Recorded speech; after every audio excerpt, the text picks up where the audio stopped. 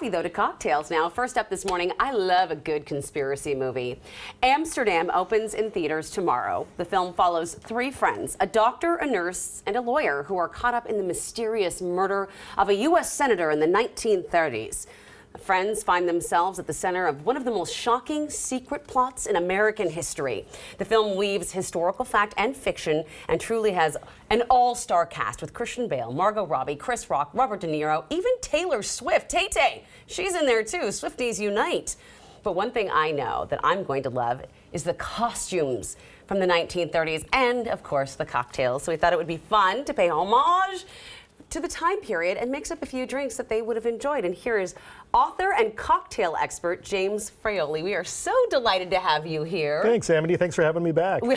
You're welcome anytime here on New Day. Door always open because you do make some of the best cocktails I've ever had.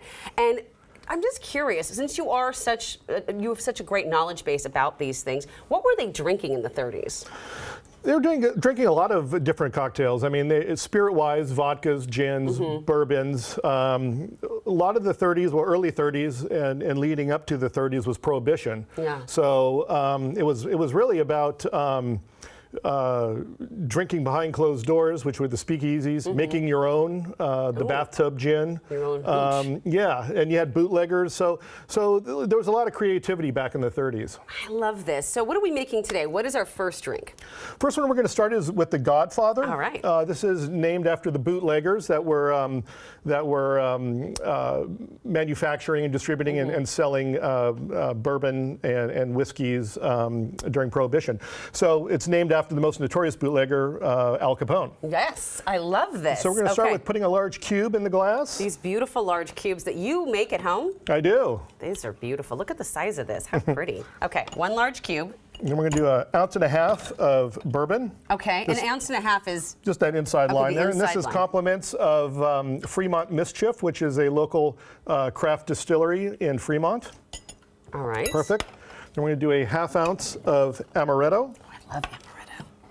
See, oh, all right, 1/2 ounce, which is the just bottom line the there? bottom inside line. Yep. I need to get one of these because I'm always confused.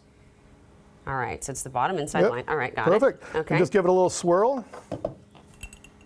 Ooh, and maraschino cherry. I love the cherry. And orange peel, and there you have it. That's the Godfather. That is delightful. All right, cheers. Cheers. So it pairs, it's really nice. It pairs the fire of the whiskey with the smoothness and sweetness of the amaretto. Oh, I'm excited to try this. Ooh. Ooh. That is smooth. That is sitting by a fire, maybe wearing a fur, fake fur, obviously. Smooth. Absolutely, yeah. The amaretto really cuts the. Oh, I really like that. Yeah, it's nice. It cuts the harshness of the bourbon. It's a lively drink. I'm enjoying it. All right, now we're going to move on to the French 75. Which is one of my favorites. Yeah, this is a very nice one. It's named after because it packs a punch, this cocktail, it's named after the French artillery in World War I. That's where the French 75 comes from. I love that bit of history. Thank you. Yeah, of course. Okay, so let me throw some ice in here. Oh, I really feel that nice, warm glow of the Godfather still there. Okay, here you go. All right, what do we do? So we're going to do 1 ounce of gin. Okay. So we'll get our shaker. Sorry, I'm making a mess over here. That's okay. Turn it over. Yep. And then we will go. I'll have you do it. Sir. Just right to the bottom line there. Bottom line. Okay. Yep. There you go. Whoops, a little bit more, but who? That's okay. Who's to say? Who's judging? 1/2 ounce of fresh lemon juice. So we'll get 1/2 lemon. Am I doing that right, by the way? I know there's sometimes they put it this way, but it's this way, right? Yeah, correct. Yep. So when you do a lemon in here, it seems like it would go the other way, but it does not. Oh, you want me to actually do it in here? Yeah, just squeeze it right in there. Let's see if we can get it in. Oh, I'm impressed. I'm just seeing how much lemon juice we're going to get out of there because we got a little extra vodka. Okay, that's good. Okay, I like that. So when you accidentally overpour, make sure everything else is. Yeah, give it a little. Perfect. All right. And then a little simple syrup, same amount. All right. Now, simple syrup you can make at home. That's just a 1 part sugar, 1 part water over the stove until it dissolves. Okay. Which actually, you know what I've always said? Oh, I'm never going to make my own simple syrup, but that's so simply easy. It's very easy. Okay, so we're going to give that a shake. Okie dokie. And what the simple syrup does is it balances the gin and the lemon, so that's your little sweetness. The simple syrup balances the gin and the lemon. Yes. Okay. Yeah. Did I do that enough? That's perfect. Okay. There you go. All right. And I don't put the ice in here, correct? No, and then we're going to top it with the chilled champagne or the Prosecco. Okay. Your choice, dealer's choice. Today we have Prosecco. Yeah, we're just doing I like this Prosecco. La Marca Prosecco. It's actually pretty good. We'll do a little lemon peel. All right. Oh, look how So there you go. delightful. There's a, like I said, it Cheers to packs a me. punch. French. The thing about French 75s is they taste a little like punch, and so then it really packs a punch when you've had more than, 3.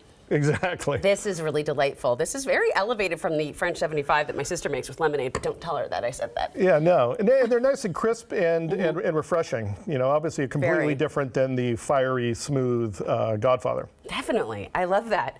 All right, so the Manhattan. Now, that is a very classic cocktail that a lot of folks love. Why is that such an important, and why is it such a popular drink, even to this day? It's like the martini because there's many versions of you could shake it, you could stir it, you could have it up, you could have it on the rocks. So everyone likes crafting their Manhattan to their own unique style and taste, just like a martini. Okay. So that's why it's very popular. And it was popular in the 30s, definitely through Prohibition as well. This one's very unique because this one is very maraschino cherry based. I like maraschino cherry, And so I'm here for that. and the reason why I'm mentioning maraschino is because it was very popular, the maraschino cherry, in the 30s. And in fact, there was a professor in Oregon who was perfecting jarring and curing and perfecting the maraschino cherry.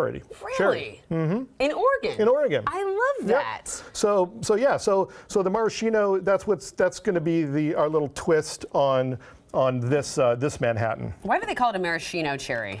Ooh, that's a good question. Okay. I have to Google that one. All right. You stumped me on that one. Sorry. I never looked it up. Oh, no. Okay. So we only have about a minute and a half left. How do we make this one in your way? Okay, so we're going to do 2 ounces of bourbon. Okay. We can just do this really quick. Okay. I know. All right. 2 ounces of bourbon. 2 ounces of bourbon.